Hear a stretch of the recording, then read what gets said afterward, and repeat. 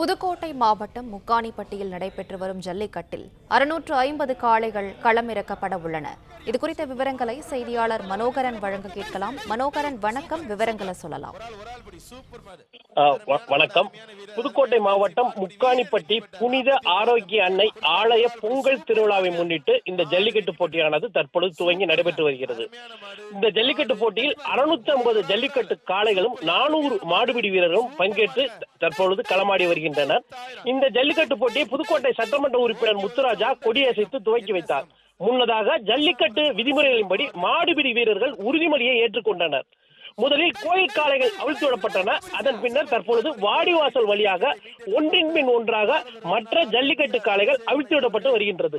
இந்த ஜல்லிக்கட்டு போட்டி இப்பொழுது பரபரப்பாக துவங்கி நடைபெற்று வருகிறது. இந்த போட்டியில் பங்கேற்க திருச்சி, திண்டுக்கல், மணப்பாறை, சிவகங்கை, ராமநாதபுரம், மதுரை உள்ளிட்ட மாவட்டங்களில் இருந்து ஜல்லிக்கட்டு காளைகள் பங்கு பெற்றிருக்கின்றன. ஜல்லிக்கட்டு நெறிமுறைகளின்படி இந்த போட்டியானது தொடங்கி பரபரப்பாக நடைபெற்று வருகிறது. இந்த ஜல்லிக்கட்டு போட்டியில் வெற்றி பெறும் வீரர்கள் மற்றும் ஜல்லிக்கட்டு காளையின் உரிமையாளர்களுக்கு பல்வேறு பரிசுகள் தற்பொழுது வழங்கப்பட்டு வருகின்றன.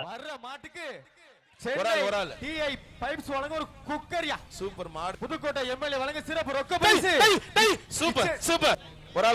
சூப்பர் மாடு, அருமையான மாடு, அருமையான வீரர், அருமையான முயற்சி. மாடுபடி வீரர் வெற்றி பெற்றார். 41 வாத்தம் ஒரு ஆள் படி. சூப்பர் மாடுங்க, மாடு வெற்றி பெற்றது. சூப்பருங்க.